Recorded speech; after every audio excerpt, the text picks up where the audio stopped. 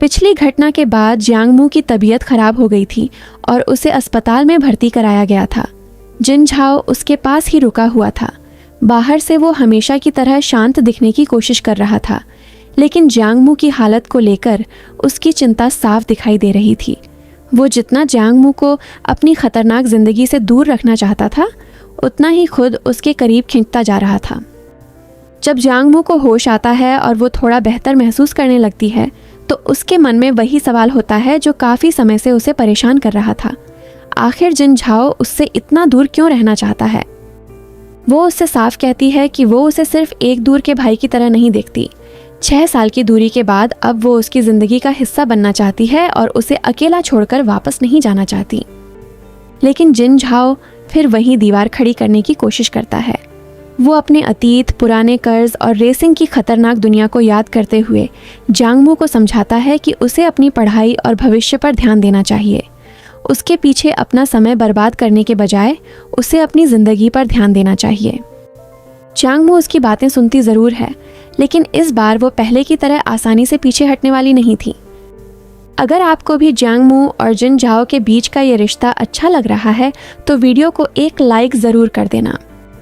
अस्पताल से बाहर आने के बाद जिन झाओ वापस अपने गैरेज पहुंचता है। वहां उसके पुराने साथी और कुछ ऐसे लोग मौजूद होते हैं जिनसे उसका पुराना हिसाब जुड़ा हुआ था। जिन झाओ पर पैसों और पुराने कर्ज का दबाव लगातार बढ़ रहा था। उसे साफ तौर पर चेतावनी दी जाती है कि अगर उसने अपना हिसाब नहीं चुकाया तो उसके लिए परेशानी खड़ी हो सकती है। इसी बीच उसे एक और बड़ी और बेहद जोखिम भरी रेस में उतरने के लिए कहा जाता है। जिन झाओ जानता था कि ये सिर्फ एक सामान्य रेस नहीं है। इस बार खतरा बहुत बड़ा था, लेकिन उसके सामने एक और डर था। अगर उसने इन लोगों की बात नहीं मानी तो कहीं इसका असर जियांगमू तक न पहुंच जाए। उधर जियांगमू जिन झाओ की रहने की जगह पर पहुंच जाती है। वो वहां उसके लिए खाना बनाने लगती है और कमरे में बिखरी चीज़ों को भी ठीक करने लगती है। जिन झाओ उसे काम करने से रोकता है, लेकिन जियांगमू अपनी जिद पर अड़ी रहती है। आखिरकार जिन झाओ खुद उसकी मदद करने लगता है। दोनों के बीच ज़्यादा बातें नहीं होती, लेकिन उनकी खामोशी में ही बहुत कुछ छिपा हुआ था। जिन झाओ बार बार जियांगमू को खुद से दूर रखने की कोशिश करता था, लेकिन जब वो उसके सामने होती थी तो उसकी सारी सख्ती धीरे धीरे गायब हो जाती थी। और यही इस कहानी की सबसे खूबसूरत बात थी। दोनों अपनी भावनाओं को खुलकर स्वीकार नहीं कर रहे थे, लेकिन उनकी छोटी छोटी हरकतें सब कुछ बता रही थीं। अगर आपको ऐसे छोटे छोटे प्यारे मोमेंट्स पसंद आ रहे हैं तो वीडियो को लाइक ज़रूर करना। लेकिन जिन झाओ के लिए ये सुकून ज़्यादा देर तक रहने वाला नहीं था। वो वापस अपनी कार की तैयारी में लग जाता है। कार की ट्यूनिंग करते समय उसका एक दोस्त उसे साफ चेतावनी देता है कि इस बार की रेस में सामने वाले रेसर बेहद आक्रामक हैं और ट्रैक पर कुछ भी हो सकता है। जिन झाओ पहले ही तय कर चुका था कि जियांगमू को इस सब से दूर रखना है। वो ऐसी जगह और ऐसा इंतज़ाम करना चाहता था जहां जियांगमू सुरक्षित रहे और उसे इस रेस के बारे में पता भी न चले। लेकिन जियांगमू अब उसे पहले से कहीं ज़्यादा समझने लगी थी। जिन झाओ जितना कुछ छिपाने की कोशिश कर रहा था, उतना ही जियांगमू को एहसास होने लगा था कि वो फिर किसी बड़े खतरे में जाने की तैयारी कर रहा है।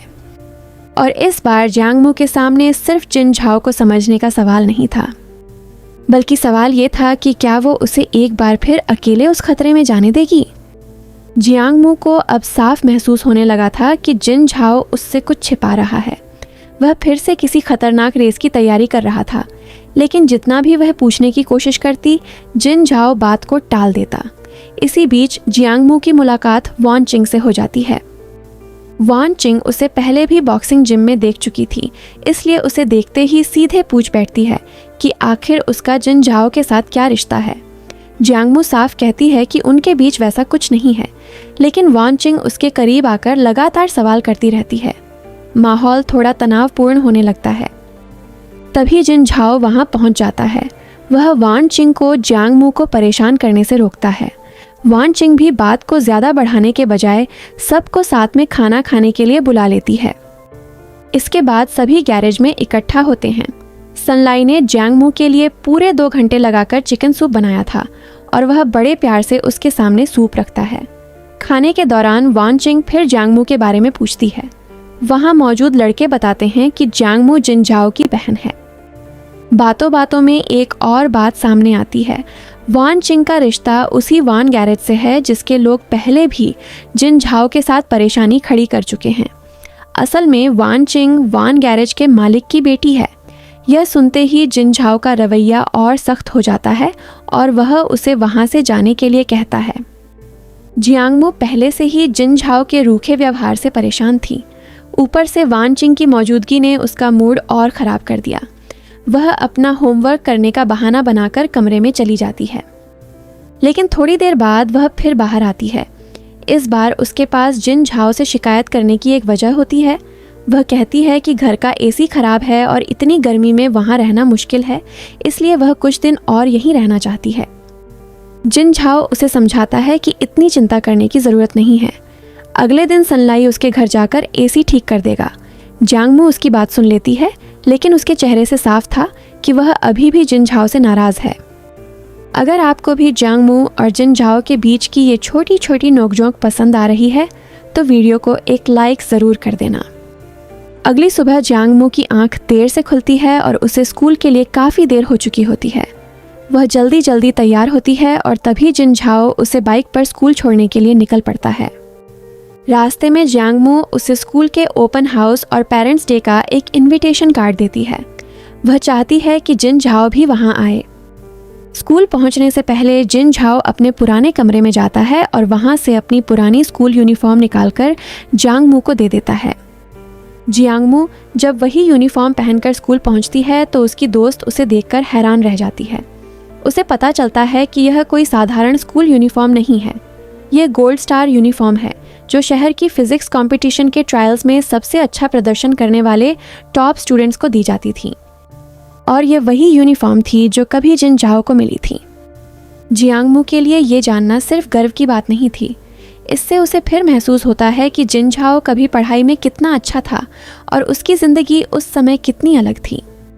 इसी बीच सनलाई जियांगमू को एक छोटे से गोल्डन रिट्रीवर पपी से मिलवाता है। उस पपी को उसकी माँ ने छोड़ दिया था और सनलाई ने उसे बचाकर रखा था। जियांगमू जैसे ही उस पपी को देखती है उसके मन में बचपन की एक पुरानी याद लौट आती है। उसे याद आता है कि बचपन में उसने और जिन झाओ ने भी एक छोटे से पपी को छिपाकर पाला था। दोनों ने उसका नाम लाइटनिंग रखा था। जियांगमू उस पपी से बहुत जल्दी जुड़ जाती है और चाहती है कि उसे भी अपने पास रखा जाए, लेकिन जिन झाओ उसे ऐसा करने से मना कर देता है। वह कहता है कि किसी जानवर से ज़्यादा लगाव हो जाए और फिर एक दिन उसे छोड़ना पड़े तो बहुत तकलीफ होती है, इसलिए बेहतर है कि शुरुआत से ही इतना लगाव न बनाया जाए। जियांगमू उसकी बात सुनकर अचानक चुप हो जाती है। उसे लगता है कि जिन झाओ सिर्फ उस पपी की बात नहीं कर रहा। उसे लगता है कि जिन झाओ असल में उनके रिश्ते की ही बात कर रहा है। वह जानता है कि दोनों सगे भाई बहन नहीं हैं, इसलिए जानबूझकर उससे दूरी बनाए रखना चाहता है और किसी भी तरह का गहरा लगाव नहीं बनाना चाहता। ये सोचकर जियांगमू की आंखों में आंसू आ जाते हैं। वह जिन झाओ से कुछ कहे बिना वहाँ से चली जाती है। जिन झाओ उसे जाते हुए देखता रहता है, लेकिन इस बार भी अपने दिल की बात सामने नहीं आने देता। हालांकि जियांगमू के जाने के बाद उसका रवैया बदल जाता है। वह चुपके से सनलाई से कहता है कि उस पपी को रख लिया जाए, यानी जिस पपी को लेकर उसने जियांगमू को इतना समझाया था। आखिरकार उसने खुद ही उसे अपनाने की इजाज़त दे दी। जब जियांगमू को यह बात पता चलती है तो उसकी सारी उदासी एक पल में खुशी में बदल जाती है। वह बेहद खुश होकर जिन झाओ के पास आती है और उसे प्यार से फिर जी कहकर बुलाती है। इसके बाद वह उसे गले लगा लेती है। जिन झाओ भी उसे रोकता नहीं। दोनों के बीच का वो छोटा सा पल जियांगमू के लिए बहुत मायने रखता था, क्योंकि उसे लगने लगा था कि जिन झाओ चाहे जितना खुद को उससे दूर रखने की कोशिश करे, लेकिन उसके दिल में आज भी वही पुराना अपनापन मौजूद है। अगर आपको भी ये वाला मोमेंट प्यारा लगा हो तो एक लाइक ज़रूर कर देना। लेकिन ये सुकून ज़्यादा देर तक नहीं रहता। कुछ समय बाद वान चिंग फिर से वहाँ पहुँचती है। इस बार वह जिन झाओ से अकेले में बात करना चाहती है। जिन झाओ उसका बुलावा सुनकर उसकी तरफ देखता है और माहौल अचानक फिर से गंभीर हो जाता है। वान चिंग आखिर उससे अकेले में क्या बात करना चाहती है? और क्या इसका कोई संबंध जिन झाओ की आने वाली खतरनाक रेस से है? यहीं से कहानी एक बार फिर एक नए मोड़ पर पहुंच जाती है। तो दोस्तों, कहानी अब एक नए मोड़ पर पहुंच चुकी है। आगे क्या होगा ये जानने के लिए अगले पार्ट में ज़रूर मिलना। वीडियो पसंद आया हो तो लाइक और चैनल को सब्सक्राइब करना मत भूलना।